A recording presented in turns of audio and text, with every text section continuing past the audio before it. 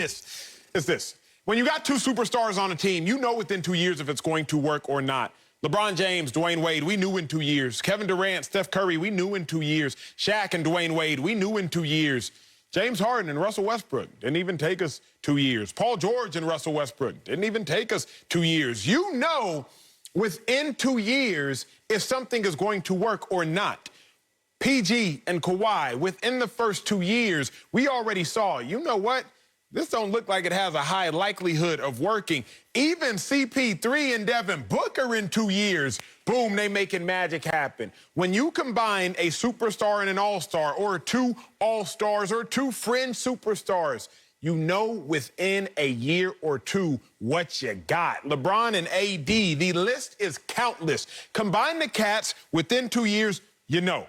This is a microwave society. It is not a slow cooker society. It's not an oven society. It's none of that. We know instantly what is going to happen when you combine two superstars, or at least a superstar and an all-star. So whether Kawhi comes back to the Clippers, whether he doesn't, his health is going to be irrelevant. We already knew the window was closed. But I'll play the game with y'all for the rest of the conversation anyway.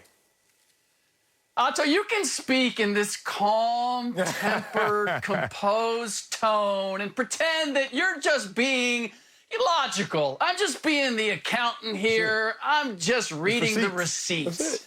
It's not going to hide the fact that that is a Lakers fan talking right there. Because here's the reality. First of all, we have no proof that this doesn't work. I'm not taking the bubble with Montrezl Harrell and Lemon Pepper Lou and the issues that they had and using that as a referendum of whether that combination worked or not. And I'm certainly not using this year because they were good until one of the two stars happened to get hurt and was taken out of the equation. What I see is that the window isn't closed. It just opened up because this roster, to me, is in its prime. All the key pieces are either signed or easily signable to keep it composed. And they weren't just missing Kawhi Leonard. They were missing Serge Ibaka and Ivica Zubac. And I dare say if they had had one of the three, we'd be talking about the Clippers versus the Bucks, not the Suns versus the Bucks at this stage. So this idea that we've seen the Paul George, Kawhi Leonard combo, and it simply has not delivered, I push completely back on that, Nacho Lakers fan, because we haven't seen it. We have not seen it in full with this particular roster. Slick, let me push back on your pushing of my theory. At this point in time, 10 years into somebody's career, you kind of know who they are. We know that Kawhi Leonard does not have vocal and verbal leadership skills. We know that. At this point in time, having two lower extremity injuries in the last 4.5 years, if you will, we all, if we desire, could put a injury-prone stamp on Kawhi. Because Kawhi Leonard load manages to prevent himself from injury. So we're already cognizant of the fact that he's kind of an injury risk. So while we coddle his career during the regular season, he still suffered an injury. No knock on guys that are injury prone. It's just a fact. So there's that. There's also the fact that, Slick Rick, you understand anatomically, you tear an ACL, it could lead to collateral damage. Klay Thompson tears his ACL. He's about to start the season. Tears his Achilles. So there's no assumption that even when he comes back, best case scenario, probably after the All-Star break in about 7 months, even when he does come back, that he won't get hurt again. I don't speak this over Kawhi Leonard's life. I'm just talking about the science behind the body and anatomy, etc. So the window is closed because they likely weren't going to win with that combination. We have a 2-season sample size, at least a 2.5-season sample size. And even if he does come back, there's no guarantee that he comes back and stays healthy because we know Kawhi Leonard does not have vocal leadership skills. And at this point, we know he also has injury prone. Oh, that Laker fan, take that suit off. We know you got on some purple and gold underoos under there. Come on, man. Kawhi gonna opt out, get more money, come back. And he got a new knee. A new knee? You all talking about collateral damage. Shoot, give me a new knee. Boy, I'm going to be out there on that dance floor fast. And that's what Kawhi's going to do. And he's going to come to realize, I got a squad.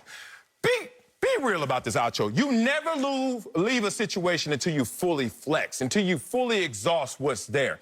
Playoff P is for real. He had to carry the water this year without Kawhi. Be real. He dropped it a couple times, spilled a little, but for the most part, he carried the water.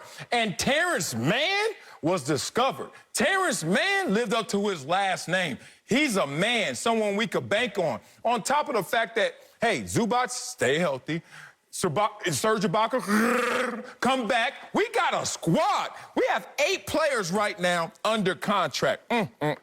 At least next season, including the following key players. Marcus Morris, I talked about Mann, Zubac, Pat Bev, signed for one more season, no matter how he feels about his playing time, etc. So I look at all that in totality, I say, okay, we're set. What's out there that's going to stop us? Nothing. We swept the Lakers this year, 3-0. Sorry, Acho. 3-0 in that regular season matchup. 21-17 against teams above 500, so that's a damn good record. 17-10 against teams in the top 10 in the West. We smoke y'all. Lakers will have a challenge trying to improve that cap-strapped roster, Acho. LeBron is injury-prone, since you want to talk about injury-prone. 2 of the last 3 years, has LeBron been injured?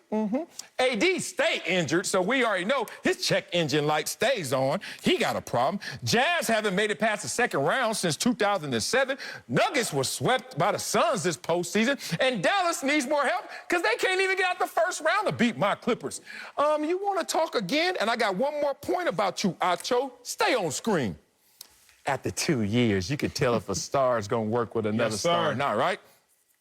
Michael Jordan and Scottie Pippen, oh, my God. They got together in 1988. Did they win it all? 1989, did they win it all? We're having it. Okay, 1990, did they win it all? Damn it, Acho, your theory just went. That was a good one. It wasn't a good one. It wasn't a good one. Because you're talking about, I said, what did I say, Slick? What did I say? I said 2 stars. In 1988, was Scottie Pippen a bona fide star yet? No. In 1989, was Scottie Pippen a star yet? I mean, I was around. You weren't even alive. How you know? I said 2 stars. So while that sounded great based off hindsight bias, there are no burns left on my skin, Slick. There are no oohs and